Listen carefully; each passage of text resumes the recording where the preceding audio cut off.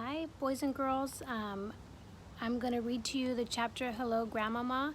Remember when we left off last time, they were going to go see Grandmamma to get some advice for Bruno Mars. I hope you guys had a good weekend. I know we've been staying inside. At least the weather's been nice, so I've been outside. You can tell I'm outside right now. My daughter's inside doing the dishwasher, doing her chores, so I knew it would be really loud, so I came out onto the front porch. So just want to let you know I miss all of you, okay? So this one's Hello Grandmamma, and then here's a picture that goes along with the story. As soon as I was out of the ballroom, I took off like a flash. I streaked down the corridor, went through the lounge and the reading room and the library and the drawing room and came to the stairs. Up the stairs I went, jumping quite easily from one to the other, keeping well in against the wall all the time. "Are you with me, Bruno?" I whispered. "Right here," he said. My grandmother's room and my own were on the 5th floor. It was quite a climb, but we made it without meeting a single person on the way because everyone was using the lift. On the 5th floor, I raced along the corridor to the door of my grandmother's room. A pair of her shoes was standing outside the door to be cleaned. Bruno was alongside me. "What do we do now?" he said. Suddenly, I caught sight of a chambermaid coming along the corridor towards us. I saw at once that she was the one who had reported me to the manager for keeping white mice. Not, therefore, the sort of person I wanted to meet in my present condition. "Quick!" I said to Bruno. "Hide in one of those shoes." I hopped into one shoe, and Bruno hopped into the other. I waited for the maid to walk past us. She didn't. When she came to the shoes, she bent down and picked them up. In doing this, she put her hand right inside the one I was hiding in. When one of the fingers touched me, I bit it. It was a silly thing to do, but I did it instinctively, without thinking. The maid let out a scream that must have been heard by ships far out in the English Channel, and she dropped the shoes and ran like the wind down the corridor. My grandmother's door opened. "What on earth is going on out here?" she said. I darted between her legs into her room, and Bruno followed me. "Close the door, Grandmamma!" I cried. "Please hurry!" She looked around and saw 2 small brown mice on the carpet. "Please close it," I said. And this time she actually saw me talking and recognized my voice. She froze and became absolutely motionless. Every part of her body, her fingers and hands and arms and head became suddenly as stiff as a marble statue. Her face turned even paler than marble, and her eyes were stretched so wide I could see the whites all around them. Then she started to tremble. I thought she was going to faint and fall over. "Please close the door quickly, Grandmamma," I said. "That awful maid might come in." She somehow managed to gather herself together enough to close the door. She leaned against it, staring down at me, white-faced and shaking all over. I saw tears beginning to come out of her eyes and go dribbling down her cheeks. "Don't cry, Grandmamma," I said. "Things could be a lot worse. I did get away from them. I'm still alive. So is Bruno." Very slowly, she bent down and picked me up with one hand. Then she picked Bruno up with the other hand and put us both on the table. There was a bowl of bananas in the center of the table, and Bruno jumped straight into it and began tearing away with his teeth at one banana skins to get at the fruit inside. My grandmother grasped the arm of her chair to steady herself, but her eyes never left me. "Sit down, dear Grandmamma," I said. She collapsed into her chair. "Oh, my darling," she murmured, and now the tears were really streaming down her cheeks. "Oh, my sweet darling, what have they done to you?" "I know what they've done, Grandmamma, and I know what I am. But the funny thing is that I don't honestly feel especially bad about it. I don't even feel angry. In fact, I feel rather good. I know I'm not a boy any longer, and I never will be again. But I'll be quite all right as long as there's always you to look after me." I was not just trying to console her. I was being absolutely honest about the way I felt. You may think it odd that I wasn't weeping myself. It was odd. I simply can't explain it. "Of course I'll look after you. my grandmother murmured. Who was the other one? That was a boy called Bruno Jenkins, I told her. They got him first. My grandmother took a new long black cigar out of a case in her handbag and put it in her mouth. Then she got out a box of matches. She struck a match, but her fingers were shaking so much that the flame kept missing the end of the cigar. When she got it lit at last, she took a long pull and sucked in the smoke. That seemed to calm her down a bit. Where did it happen? She whispered. Where is the witch now? Is she in the hotel? Grandmamma, I said. It wasn't just one. It was hundreds. They're all over the place. They're right here in the hotel this very moment. She leaned forward and stared at me. You don't actually mean? You don't mean to tell me they're holding the annual meeting right here in the hotel? They've held it, Grandmamma. It's finished. I heard it all. And all of them, including the Grand High Witch herself, are downstairs now. They're pretending they're the Royal Society for the Prevention of Cruelty to Children. They're all having tea with the manager.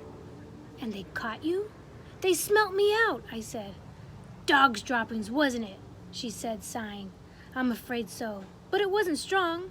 That very nearly didn't smell me. They very nearly didn't smell me because I hadn't had a bath for ages. Look, here's a picture of the grandmama smoking her cigar again. I know she's not your typical grandma, right? Children should never have baths, my grandmother said. It's a dangerous habit. I agree, Grandmamma. She paused, sucking at her cigar. Do you really mean to tell me that they are now all downstairs having tea? She said. I'm certain of it, Grandmamma. There was another pause. I could see the old glint of excitement slowly coming back into my grandmother's eyes. And all of a sudden, she sat up very straight in her chair and said sharply, Tell me everything, right from the beginning, and please hurry. I took a deep breath and began to talk.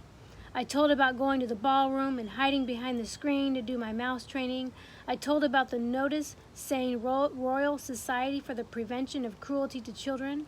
I told her all about the woman coming in and sitting down and about the small woman who appeared on the stage and took off her mask.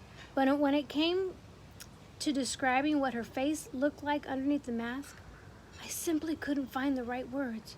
It was horrible, Grandmamma, I said. Oh, it was horrible. It was like something that was going rotten. Go on, my grandmother said. Don't stop. Then I told her about all the others taking off their wigs and their gloves and their shoes, and how I saw before me a sea of bald, pimply heads, and how the woman's fingers had little claws and how their feet had no toes. My grandmother had come forward now in her armchair, so that she was sitting right on the edge of it. Both her hands were cupped over the gold knob of the stick that she always used when walking, and she was staring at me with eyes as bright as 2 stars. Then I told her how the Grand High Witch had shot out the fiery white hot sparks and how they had turned one of the other witches into a puff of smoke. I've heard about that, my grandmother cried out excitedly, but I've never quite believed it. You are the first non-witch ever to see it happen. It is the Grand High Witch's most famous punishment. It is known as getting fried, and all the other witches are petrified of having it done to them. I am told that the Grand High Witch makes it a rule to fry at least one witch at each annual meeting. She does it in order to keep the rest of them on their toes. But they don't have any toes, Grandmamma. I know they don't, my darling. But please go on. So then I told my grandmother about the delayed action mouse maker. And when I came to the bit about turning all the children of England into mice, she actually leaped out of her chair shouting, I knew it! I knew they were brewing up something tremendous. We've got to stop them, I said. She turned and stared at me. You can't stop witches, she said. Just look at the power that terrible Grand High Witch has in her eyes alone. She could kill any of us at any time with those white, hot sparks of hers. You saw it yourself. Even so, Grandmamma, we've still got to stop her from turning all the children of England into mice. You haven't quite finished, she said. Tell me about Bruno. How did they get him? So I described how Bruno Jenkins had come in and how I actually seen him with my own eyes being shrunk into a mouse. My grandmother looked at Bruno, who was guzzling away in the bowl of bananas. "Does he ever stop eating?" she asked. "Never," I said.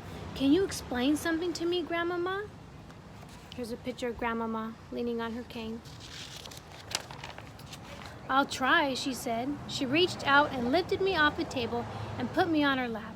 Very gently, she began stroking the soft fur along my back. It felt nice. "What is it that you want to ask me, my darling?" she said. "The thing I don't understand," I said, "is how Bruno and I are still able to talk and think just as we did before." "It's quite simple," my grandmother said. "All they've done is to shrink you and give you 4 legs and a furry coat. But they haven't been able to change you into a 100% mouse. You are still yourself in everything except your appearance. You still got your own mind and your own brain and your own voice, and thank goodness for that." "So I'm not really an ordinary mouse at all?" I said. "I'm sort of a mouse person?" "Quite right," she said. "You are a human in a mouse's clothing. You are very special." We sat there in silence for a few moments while my grandmother went on stroking me very gently with one finger and puffing her cigar with the other hand. The only sound in the room was made by Bruno as he attacked the bananas in the bowl.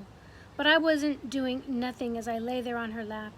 I was thinking like mad. My brain was whizzing as it had never whizzed before. "Grandmama," I said, "I may have a bit of an idea." "Yes, my darling, what is it?" "The Grand High Witch told them her room was number 454, right?" "Right," she said.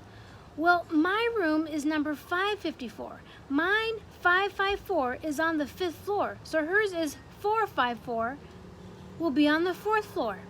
"That is correct," my grandmother said.